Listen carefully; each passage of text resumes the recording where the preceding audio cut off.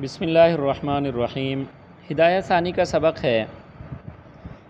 کل کے سبق میں جو عبارت ہم نے پڑھی تھی اس کی وضاحت ہو گئی تھی، اور وہ عبارت ایسی تھی، مسئلہ یہ تھا کہ نکاح کے حوالے سے جمع بین امرأتین، دو عورتوں کو جمع کرنے کے حوالے سے ایک ضابطہ صاحب ہدایہ نے بیان فرمایا تھا، اور وہ ضابطہ یہ تھا کہ اگر بندہ دو عورتوں کو ایک نکاح میں جمع کرنا چاہے تو یہ دیکھا جائے گا کہ ان دو عورتوں میں سے ہم ایک کو مرد اگر فرض کر لیں تو جو دوسری عورت ہے اس کے ساتھ اس کا نکاح جائز اگر نہیں ہو سکتا، اسی طرح دوسری عورت کو اگر مرد فرض کر لیا جائے تو پہلی عورت کے ساتھ اگر اس کا نکاح نہیں ہو سکتا تو ایسی صورت میں آدمی ان دونوں عورتوں کو ایک نکاح میں جمع بھی نہیں کر سکتا۔ سمجھ میں بات آئی کہ نہیں آئی؟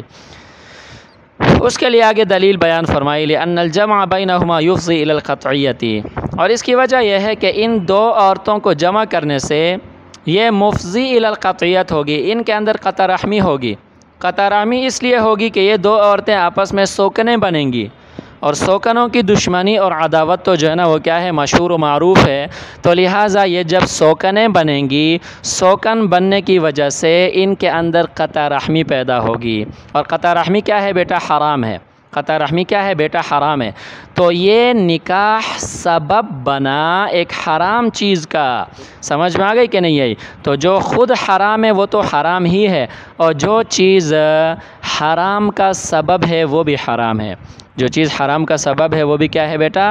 حرام ہے۔ تو لہٰذا ایسی دو عورتوں کو نکاح میں جمع کرنے سے ان کے درمیان قطع رحمی لازم آئے گی۔ سمجھ میں آ گئی کہ نہیں؟ اور قطع رحمی کرنا یہ کیا ہے بیٹا؟ چونکہ حرام ہے، اور ان دو عورتوں کی قطع رحمی تو اس لیے ہوگی کہ میں نے عرض کر دیا کہ یہ دونوں آپس میں سوکنے ہوں گی، اور سوکنوں کی دشمنی اور عداوت جو ہے نا وہ کیا ہے؟ مشہور ہے، تو لہٰذا لازمی بات ہے ان کے اندر قطع رحمی پیدا ہوگی۔ رشتے جو ہے نا ان دونوں کے درمیان میں جو پہلے تھے وہ ٹوٹ جائیں گے، اور ان رشتوں کے ٹوٹنے کی وجہ سے، قرابت کے ٹوٹنے کی وجہ سے قطع رحمی ہو گئی، اور قطع رحمی جو ہے نا بیٹا یہ کیا ہے؟ حرام ہے۔ اس لیے صاحب ہدایہ نے فرمایا والقرابۃ المحرمۃ للنکاح محرمۃ للقطع۔ سمجھ میں آ گئی کہ نہیں آئی؟ کہ وہ قرابت جو نکاح کو حرام کرنے والی ہے، سمجھ میں آ گئی کہ نہیں آئی؟ وہ قطع رحمی کو بھی حرام کرتی ہے۔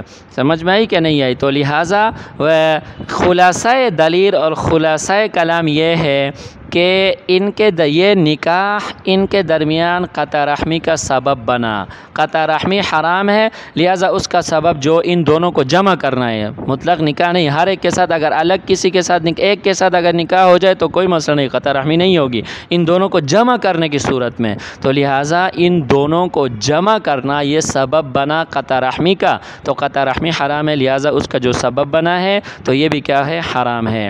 آگے فرمایا وَلَوْ كَانَتِ الْمُحَرَّمِيَّةُ بَيْنَهُمَا بِسَبَبِ الرَّضَاعِ۔ سمجھ میں آ گئی کہ نہیں؟ اگر یہ قرابت ان کے درمیان جو ہے وہ سبب رضاع ہے، رضاعت کے سبب سے ہے، تو اس کا بھی یہی حکم ہوگا۔ سمجھ میں آ گئی کہ نہیں؟ یعنی قرابت کے جن رشتوں کے ساتھ نکاح کے ممنوع ہونے کا تعلق حسبی قرابت کے ساتھ ہے، رضاعی قرابت میں بھی وہی حکم ہوگا، کیونکہ پیچھے ہم دلیل بیان کر چکے ہیں تحرم من النسب، وہ روایت آپ لوگوں نے اوپر پڑھا ہے کہ جو رشتے نسب میں حرام ہیں وہی رشتے رضاعت میں بھی کیا ہیں؟ حرام ہیں۔ اچھا جی آگے دیکھیں ذرا، ولا بأس بأن يجمع بين امرأة وبنت زوج كان لها من قبل لأنه لا قرابة بينهما ولا رضاعة، وقال زفر رحمه الله لا يجوز لأن ابنة الزوج لو قدرتها ذكرا لا يجوز له التزوج بامرأة أبيه، قلنا امرأة الأب لو صورتها ذكرا جاز له التزوج بهذه، والشرط أن يصور ذلك من كل جانب۔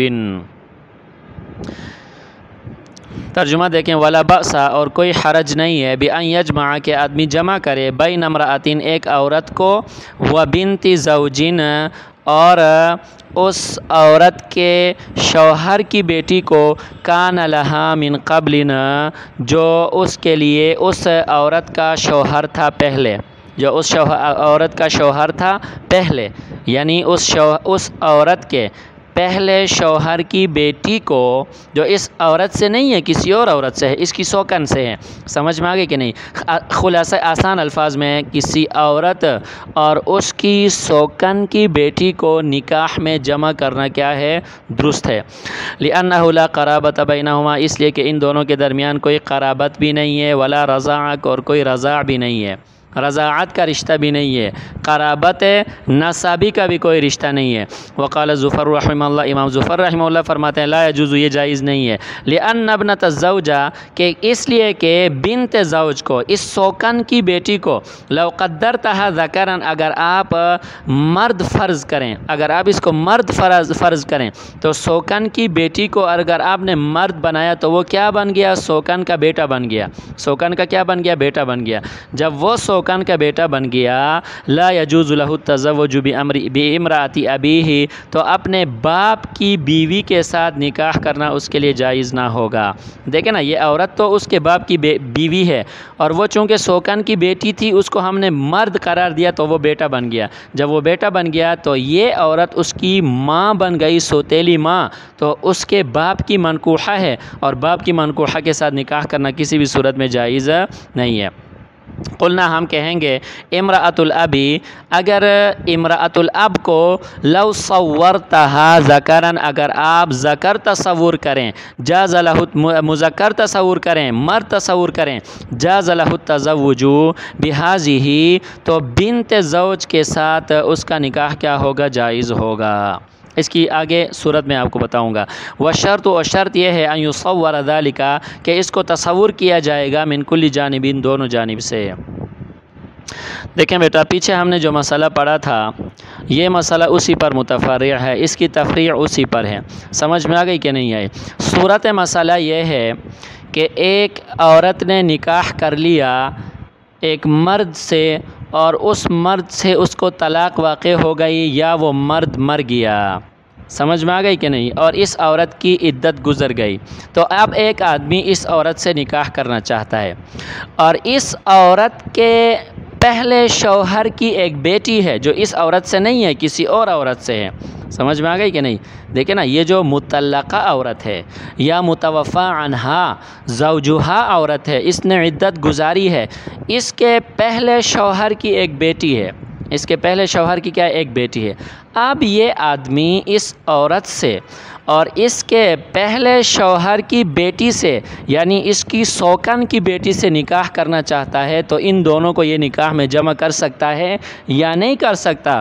جمہور احناف کے نزدیک ان دونوں کو نکاح میں جمع کر سکتا ہے، کیونکہ ان دونوں کا آپس میں کوئی قرابت نہیں ہے۔ قرابت نہیں ہے، قرابت اس لیے نہیں ہے کہ یہ اگرچہ ایک گھر میں رہ چکے ہیں، ایک مرد کے ساتھ ان دونوں کا تعلق ہے، لیکن ان دونوں کا آپس میں کوئی قرابت نہیں ہے۔ آپس میں اس لیے کوئی قرابت نہیں ہے کہ یہ ایک عورت ہے اور ایک اس کی سوکن کی بیٹی ہے، سمجھ میں آ گئی کہ نہیں آئی؟ تو سوکن کی بیٹی کے ساتھ دشمنی تو ہو سکتی ہے، قرابت نہیں ہو سکتی، سمجھ میں آ گئی کہ نہیں آئی؟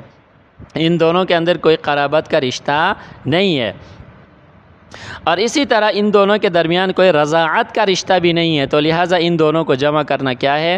جائز اور درست ہے۔ امام ظفر رحمہ اللہ فرماتے ہیں، امام ظفر رحمہ اللہ کے نزدیک یہ جائز نہیں ہے۔ جائز اس لیے نہیں ہے کہ یہاں دیکھیں، ایک عورت ہے اور ایک اس کے شوہر کی بیٹی ہے، اس کے شوہر کی بیٹی، شوہر کی بیٹی کو اگر آپ لڑکا بنا دیں تو وہ کیا بنے گا؟ شوہر کا بیٹا بنے گا، شوہر کا کیا بنے گا؟ بیٹا بنے گا۔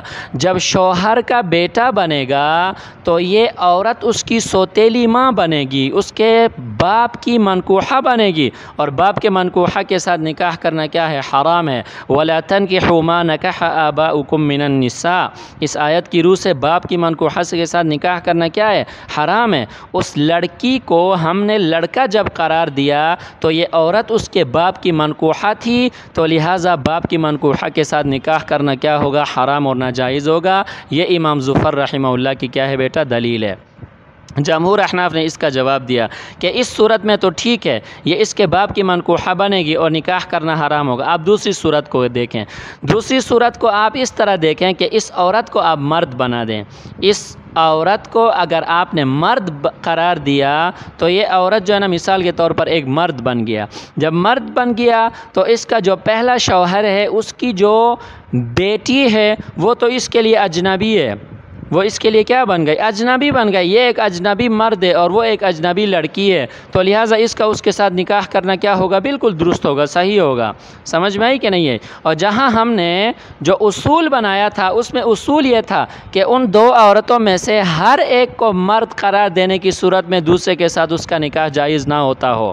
سمجھ میں آئی؟ دیکھیں نا، میں نے وہ مسئلہ وہاں بڑی وضاحت سے بیان کیا تھا کہ عورت نمبر 1 کو اگر مرد قرار دے دیں تو عورت نمبر 2 کے ساتھ اس کا نکاح جائز نہ ہو سکتا ہو.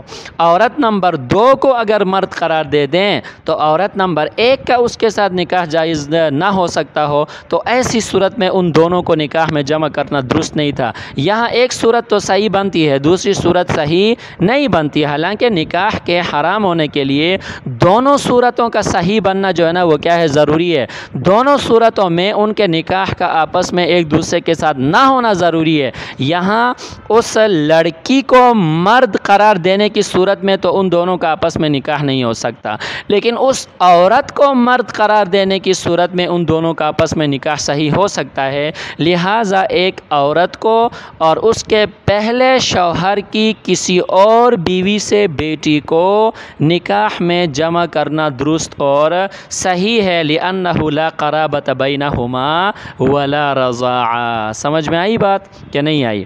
بس یہی آج کا ہمارا سبق ہے.